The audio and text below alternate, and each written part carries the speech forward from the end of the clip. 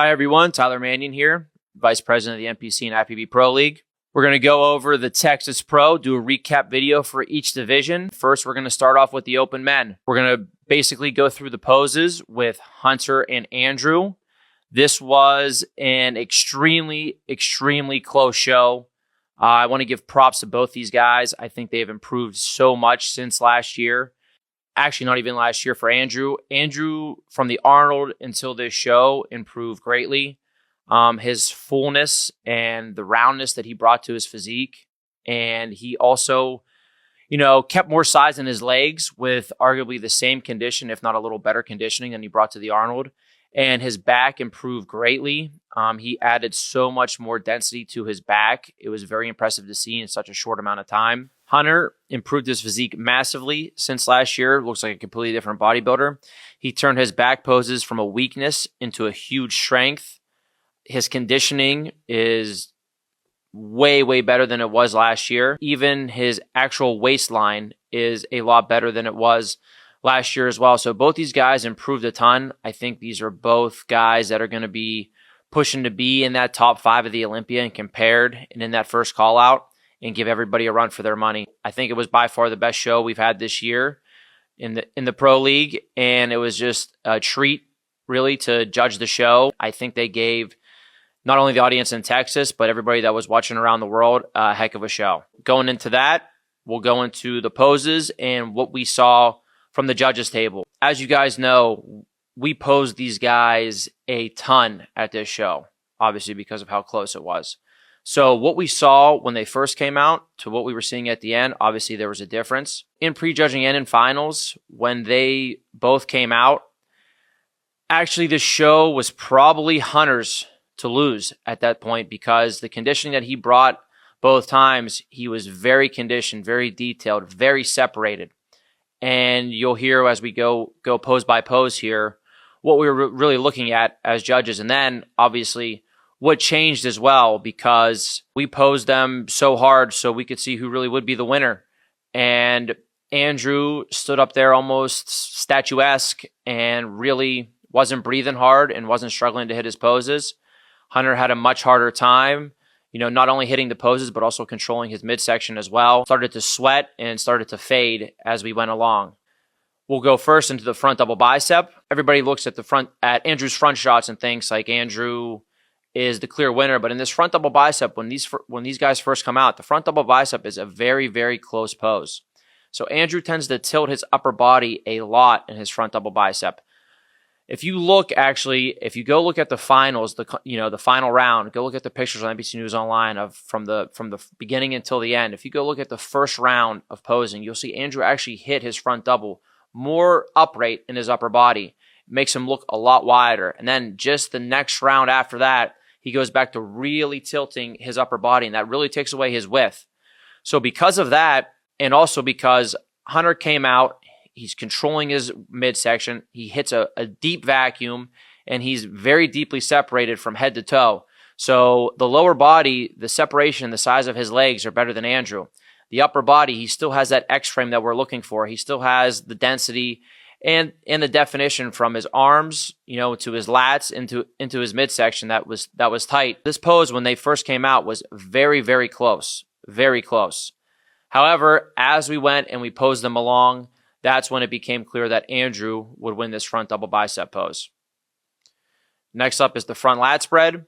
Now, Andrew might have the best front lat spread in the entire Pro League right now. His chest is thickly muscled and striated. His abs in this pose look like they have been drawn onto him, basically. They're so deep, so detailed. His lats, the way he poses, his lats come out very wide. He's still thick and round through the shoulders and the arms. His whole upper body is crazy, and his legs, even though his quads are not deeply separated, they're still separated and conditioned enough where it's close enough to matching his upper body, and this pose is just a lights out pose for him. If he is able to either increase maybe the size of his quads, but really increase the separation in his quads, this pose will become even more unbelievable for him. Now, Hunter's front lat spread is a solid pose. He's still lacking in the chest a little bit. Other than that, that's mainly the weak spot in this pose for him. His lats still come out. He still has a great X-frame in this pose. Obviously, his lower body, again, was deeply separated, had great size to it. Really good balance from top to bottom for him. Just against Andrew, it's hard to win this pose, and Andrew wins this pose pretty convincingly. Next up is the side chest pose. And as you guys saw in the criteria video that we released, in the side chest pose, we are not just looking at the density and thickness of the chest. So in this side chest pose, we're still looking at your width up top, shoulder to shoulder, coming into a nice tight waist. We're looking at the arm size, the shoulders, the chest, but then also obviously your side leg. We want to see the size of the side leg. It needs to match the upper body. We're looking at the conditioning and the separation and all of these things. So the side chest pose, even though Andrew's chest is much better than Hunter's, the side chest pose goes to Hunter. And funnily enough, backstage, whenever Andrew came off after the finals, I go and give feedback, and I worked on him with his posing for all the poses, and he's hitting the side chest a lot better than he did even at the Arnold this year. He showed a lot more width and thickness up top. He also was showing off his side leg better. He improved his hamstring as well. That still needs to improve, but he improved it since the Arnold for sure. Actually, whenever we fixed it so he wasn't shrugging his back shoulder across like this, instead keeping it level and pushing over so he stays wide up top, makes the pose look even stronger for him. And I think it can be a very dangerous pose for him at the Olympia if he can really bring up, the hamstrings from the side, but also the detail and the separation in his lower body there. Hunter's detail and separation in his legs from the side and also the size of them is great. His width up top is also great. He has great shoulders and great arms. His chest can still improve in thickness, but overall, this pose goes to Hunter. Next up is the back double bicep pose. The back double bicep, Hunter has turned this pose, like I said earlier, into a huge, huge strength.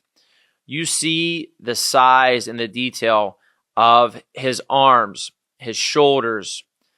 His whole entire back now is dense and detailed and thick. All that flows into a nice small waist. And then we go into his lower body that was very well conditioned with hamstrings popping, good size to his side legs. Basically this pose is now one of the best back double bicep poses we have in the Pro League. And it was extremely impressive. As we pose them, this pose became closer because he started to fade into sweat, but it was a very dominating pose at first. For Andrew has improved this back double. I think he actually improved it a lot from the Arnold until now. He added a lot of density to his back. However, most of the time he was pinching his back and not opening up his lats all the way. Actually, as we posed them, he posed better in the back double bicep and was opening it more and got stronger. Just like Hunter, Andrew has great detail with his arms into his shoulders. Through the back, the thickness is really, really getting there. I think actually if he's hitting it properly the whole entire time, this pose went from what was once a weakness to him to now a good pose and can turn into his strength. Again, he needs to be more conditioned through the lower body in this pose. He can also use more hamstrings, but his actual leg size and thickness came up from what I saw from the Arnold until now. That may be why they didn't push the conditioning as hard as they could, because they wanted to keep this size. So if he's able to find that balance where he improves the hamstrings and can push the conditioning on this pose can also be very, very dangerous at the Olympia for him. But this was a Hunter pose for sure. Next up is the back lat spread. Again, this was a very strong pose for Hunter. It's improved a lot in the last year. He can actually still hit the pose even a little bit better if he would keep his chest up and really make sure he's pulling his lats out. That would actually make it look like he had more to his lower lats and would make this pose look even stronger for him. But again, the thickness and the depth and the width that he has to his back, it's improved a ton. And then also, obviously, again, his legs from the back are very, very strong. Now we get over to Andrew, and Andrew hit this pose wrong every single time we posed them on the stage. He was pulling his lats out, but instead of pulling them all the way out, he would round over and round his shoulders and hunch to the front. This would take away from so much of his width, but it also flattens out his back. And backstage, when we worked on this pose and fixed it, I think whenever he goes to hit this pose at the Olympia, if he hits it the proper way, he's going to shock people with how good this pose could really look on him.